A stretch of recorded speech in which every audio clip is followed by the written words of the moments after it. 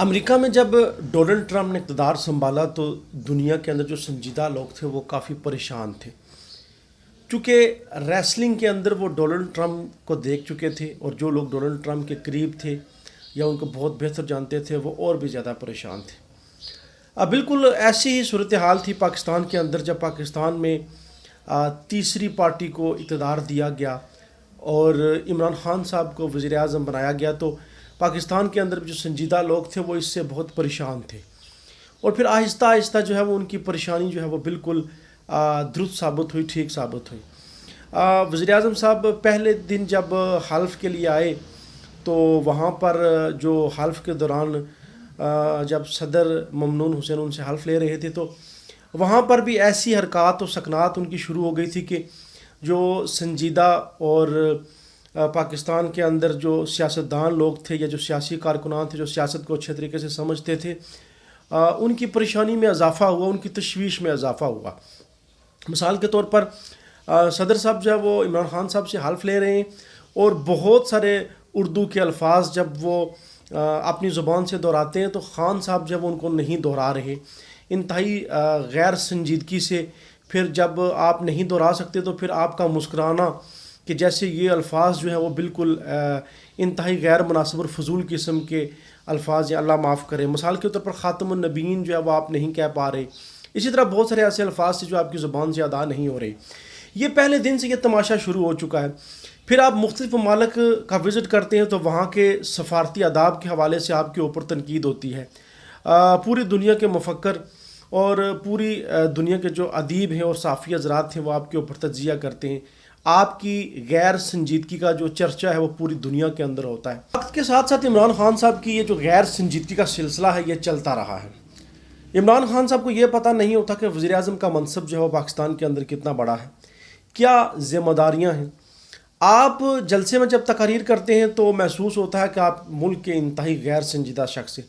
मिसाल के तौर पर आपकी वज़ीर आज़म, आप बतौर वज़ीर आज़म आर्मी चीफ़ के साथ फ़ोन के ऊपर जब बात करते हैं तो आर्मी चीफ़ और वज़ीर आज़म के दरमियान यकीनन दो बड़े ओहदे हैं मुल्क के अंदर, पाकिस्तान के अंदर। मुख्तलिफ़ मराहिल पे मुख्तलिफ़ मौज़ूआत पे मीटिंग्स होती हैं, फ़ोन पे बातचीत चलती रहती है।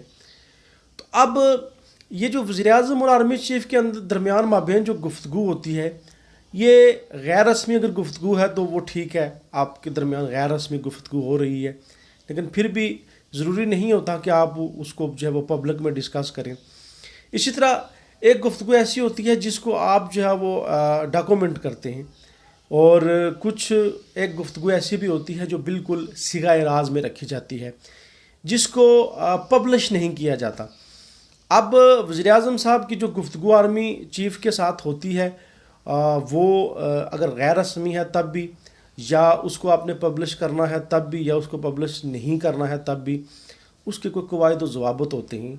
मुल्क के दो बड़े आपस में गुफ्तगू करते हैं और उस बात को आप जो है वो जलसे में पब्लिक कर देते हैं। मिसाल के तौर पर आप कहते हैं कि आर्मी चीफ़ कहते हैं कि मैंने आप जो है वो मौलाना फजलुर रहमान साहब को डीज़ल ना कहा करें। अब ये बात करने का क्या मकसद है?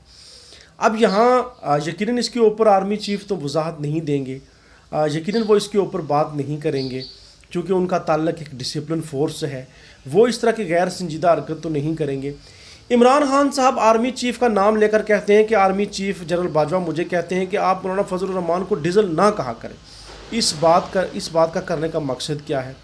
लोगों को बताने का ये मकसद क्या है कि आपकी तरह क्या आर्मी चीफ़ भी इंतहाई गैर संजीदा हैं? यकीनन आर्मी चीफ़ आपकी तरह गैर संजीदा नहीं है, वो इस पर बिल्कुल भी बात नहीं करेंगे और उन्होंने ऐसी बात की भी नहीं होगी। लेकिन आपकी गैर संजीदगी जो है वो उसकी मिसालें दे देकर जो है लोग थक जाते हैं। आप ने पूरे मुल्क को तमाशा बना दिया है। बतौर वज़ीर आज़म पहले दिन से जब आपने हल्फ उठाया वहाँ पर आपने तमाशे लगाए, इंतहाई गैर संजीदा हरकत और सकनात आपकी थी।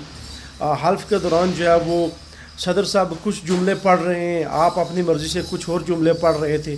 तो ये गैर संजीदगी का सिलसिला पहले दिन से शुरू हो गया था।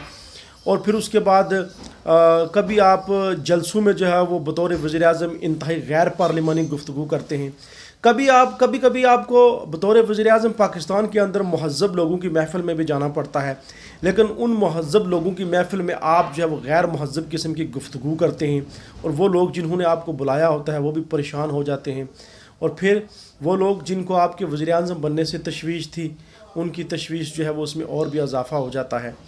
اب جب کہ آپ کا جانے کا وقت آ چکا ہے اور یوں لگتا ہے کہ اب آپ نے جانا ہے، آپ کی جو گفتگو ہے وہ اور بھی زیادہ بیہودہ ہو گئی ہے، یوں لگتا ہے کہ آپ اپنے حواس کھو چکے ہیں۔ وہ لوگ کتنے پریشان ہوں گے جنہوں نے وزیر اعظم بنانے میں آپ کو سپورٹ کیا، وہ لوگ جو ہے وہ کتنے حیران و پریشان ہوں گے جو دن رات آپ کے لیے کام کرتے رہے، جنہوں نے تحریک انصاف کے لیے کیا کچھ نہیں کیا۔ آج وہ لوگ بے شک جو ہے وہ آپ کے حرکات و سکنات کو دیکھ کر مایوس ہوں گے۔ آپ نے قوم کو مایوس کیا، آپ نے اپنے سپورٹرز کو مایوس کیا، اور آپ نے پاکستان کو بہت پیچھے دھکیل دیا۔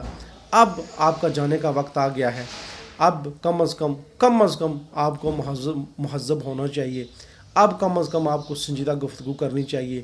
آپ کو یہ پتہ ہونا چاہیے کہ آپ کی اور آرمی چیف کے مابین جو گفتگو ہوتی ہے اس کو یوں سرعام پبلک میں جو ہے وہ نہیں کہا جاتا، اس کو یوں سرعام جلسہ عام میں ڈسکس نہیں کیا جاتا۔